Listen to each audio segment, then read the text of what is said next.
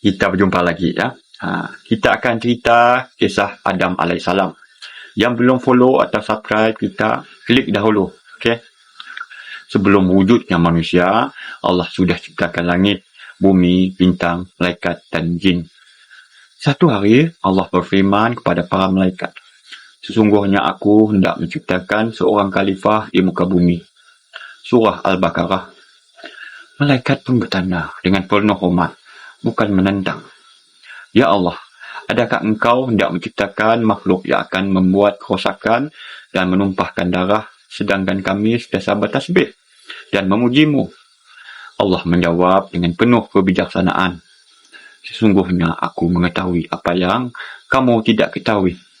Maksudnya, Allah tahu manusia bukan sekadar makhluk yang berdosa, tetapi juga mampu menjadi khalifah, membawa kebaikan dan menegakkan keadilan di muka bumi.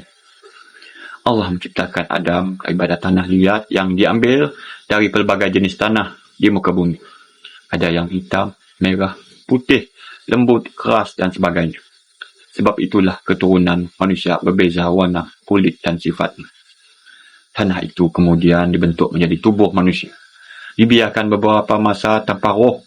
Ketika roh ditiupkan oleh Allah, roh itu mula bergerak dari kepala ke kaki. Apabila sampai ke hidung, Adam bersin dan berkata, Alhamdulillah. Lalu Allah menjawab, Yarhamukallah.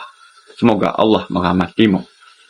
Itulah kali pertama manusia berkata, Alhamdulillah. Selepas Adam hidup, Allah ajarkan kepadanya nama-nama segala benda, ilmu yang malaikat tidak tahu. Kemudian Allah perintahkan semua malaikat sujud kepada Adam sebagai tanda penghormatan, bukan penyembahan. Semua malaikat tunduk patuh, kecuali iblis. Iblis enggan sujud kerana sombong. Ia berkata dengan angkuh, aku lebih baik daripada dia.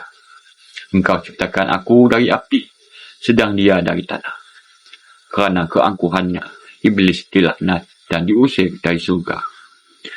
Namun sebelum pergi, dia meminta izin. Ya Tuhan, berikan aku tempoh hingga hari manusia dibangkitkan. Allah kabulkan.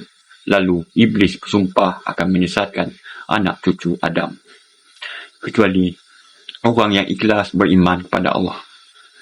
Melihat Adam hidup sendirian di surga, Allah menciptakan Hawa daripada tulang rusuk kiri Adam agar dia punya teman hidup. Apabila Adam bangun dari tidur, dia melihat Hawa di sisinya. Adam bertanya, siapa engkau? Hawa menjawab, aku seorang wanita diciptakan untuk menenangkan. Mereka pun hidup bahagia di surga. Allah berfirman, wahai Adam, tinggallah engkau dan isterimu di surga. Makanlah apa saja yang kamu suka, tetapi jangan dekati pokok ini. Surah Al-Baqarah.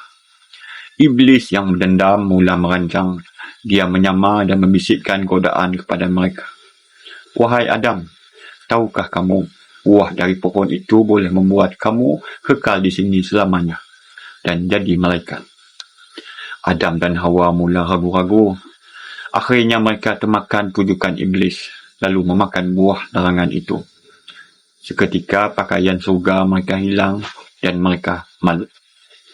Mereka cuba menutup diri dengan daun-daun surga. Allah pun berfirman dengan lembut tetapi tegas, bukankah aku telah melarang kamu berdua daripada pokok itu? Mereka berdua menyesal dan berdoa dengan penuh taubat.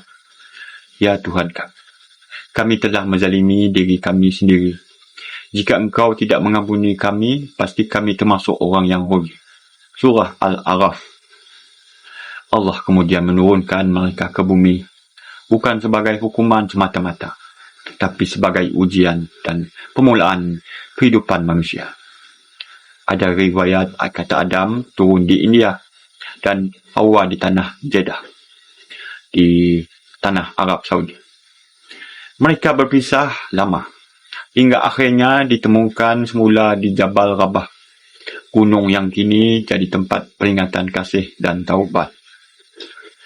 Di bumi, Adam belajar bertani, berburu dan mengurus keluarga. Allah jadikan dia Nabi pertama, mengajar anak-anaknya tentang keesaan Allah, cara beribadah dan hidup berakhlak. Adam dan Hawa mendapat ramai anak. Antara yang terkenal ialah Kabil dan Habil. Kisah mereka dua ini kan kita ada ceritanya. Kisah pertama, pembunuhan di dunia kerana hasad dengki dan cemburu. Tapi itu cerita panjang yang menarik. Untuk kita sambungkan cerita selepas ini nanti, ya. Nah, Nabi Adam hidup selama sekitar 930 tahun menurut beberapa riwayat. Sebelum wafat, dia berpesan kepada anak-anaknya supaya sentiasa beriman kepada Allah dan jangan tertipu dengan godaan syaitan. Selepas wafat, dikatakan jenazahnya dimakamkan di bumi dan Allah menurunkan wahyu kepada anak cucunya supaya menjaga agama yang benar. Pengajaran cerita ini ialah manusia asalnya mulia, tapi boleh jatuh kerana godaan dan kesombongan. Iblis takkan berhenti menyesatkan manusia. Jadi kena kuatkan iman. Taubat itu lebih berharga daripada kesalahan. Adam buat silap, tapi dia terus kembali kepada Allah.